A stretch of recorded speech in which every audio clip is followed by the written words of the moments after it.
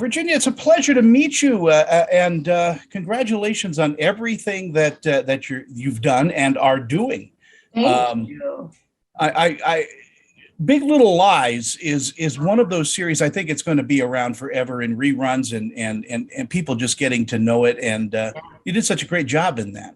Thank you. I loved working on that. I actually there's some jobs that you say I want to keep these people in my life, and the entire supporting cast is on a recurring text chain. That literally, and there like 17 people, and every time someone says something funny, my phone is just dinging for hours and hours. We're going to have a little reunion here in the coming months. There should be some kind of a convention for Big Little Lies fans to come and meet you and grab autographs. Oh goodness, I don't know. I think you're flattering me. I think if they showed up, I think they'd probably be more excited to see the likes of Laura Dern, goddess extraordinaire, Reese Laura and I are old friends. I want you to know. Are you really? Yeah, I've known Laura. Well, her dad, of course. I've known him since. Sure. My gosh, in the early days, Silent Running. I think we met on the set of that.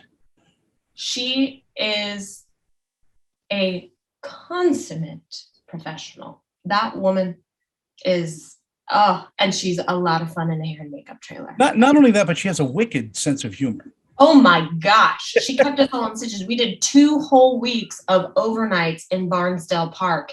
It was hell. And somehow she kept us smiling. She kept us going. And she rocked that My Fair Lady Audrey Hepburn dress and looked fabulous. And her great grandfather was the governor of Utah. Really? Yeah. You learn something new every day. I had no idea. There you go. Congratulations on Curveball. This is, I put this in the category of one of those great humorous and yet really poignant political films. Right. Argo comes to mind. Sure. Yes. Because I don't think you can deal with a subject matter like this unless you add a certain amount of humor to it.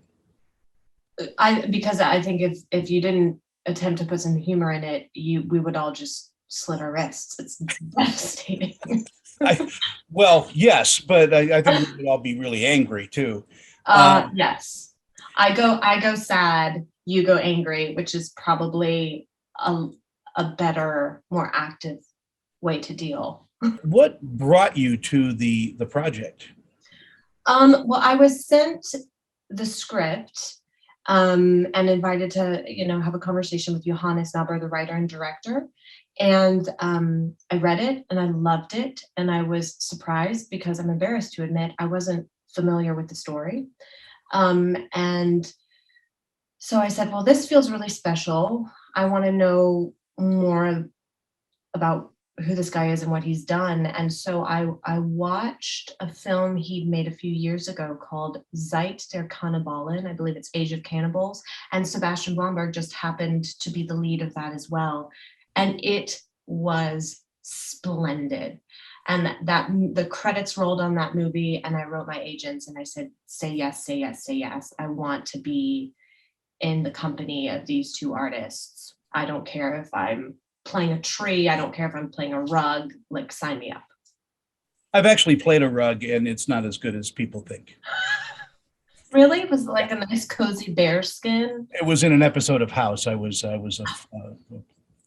just a rug. Nice. But it was the best rug ever. So I'll have to go back and check it out. But when you're dealing with something like this too, with an international cast, are there language barriers, or does everybody just fall in and become a family immediately? Well, luckily for me, most Germans on that set speak English. So I was taken very good care of. And I, lucky for them or unlucky for them, took 3 years of German in Texas high school, which means I know nothing. But I knew enough to be polite, apologize profusely, and tell them I needed to go to the bathroom. Well, with a Texas accent, it would be like "Jawohl, y'all." Exactly. I mean, I do feel that my drama school beat the accent out of me, but if you get a couple drinks in me, it'll come right back. Did you But yeah, fall in? and Dar Salim speaks English, Arabic, German. I mean, the man is a Dane and just a genius. So I was 100% the most uneducated and unintelligent person on that set. But everyone made me feel very special. Like I deserved to be there. So I was very grateful for it. That's what family does. You know, they just welcome you in and feed 100%. you. I bet the catering on this was amazing. Well, I was very, very, very early days pregnant and no one knew. I found out the day I got on the plane. So I wasn't feeling too hot. So gravy covered meat and sauerkraut is not the tastiest. But yeah, some of the some of the catering was great. I don't remember because I didn't eat much of it. I was eating. My husband came to visit while we were shooting in Berlin, and he brought a suitcase full of saltine crackers because I couldn't find any there. So I just was down in those. I keep telling him, I'm so sorry, babe. We have to go back. We have to do Berlin the right way now that I'm feeling better. So. It's a beautiful city, but not when you've got morning sickness. No, and lots of folks smoke. A lot of Germans. I live in LA now, where if you smoke, they're gonna like throw you off a freeway. So you get a little. I just forgot what cigarette smoke smelled like. That it was like back to my childhood, like smoking or non at a restaurant. What do you think audiences are going to pull away from watching Curveball? Number one, Sebastian Blomberg is a genius. Number two, Johannes is a great filmmaker. I hope they're entertained. I hope they're troubled. I would hope that they would go back and do an internet deep dive on the very real story that this is based on. I don't know. I feel like we live in a time right now where everyone's so suspicious and there's so many conspiracies. And on one hand, I want to push against that. So we need to do a better job of trusting each other. But this film doesn't help in that sense. But it also, I mean, it reminds us that we're all completely foolish. Even the most capable and impressive of us, we're human beings, and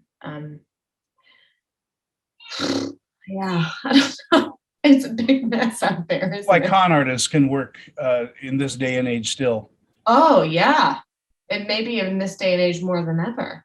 Yeah, because we're all wanting to believe what we want to believe, but we never believe that of ourselves. We never believe we can respond, and I think they play on that. Oh yeah, 100%. And even though all of the evidence is stacked against the argument you want to believe, this person is telling me what I want to hear. So that is truth. That is real.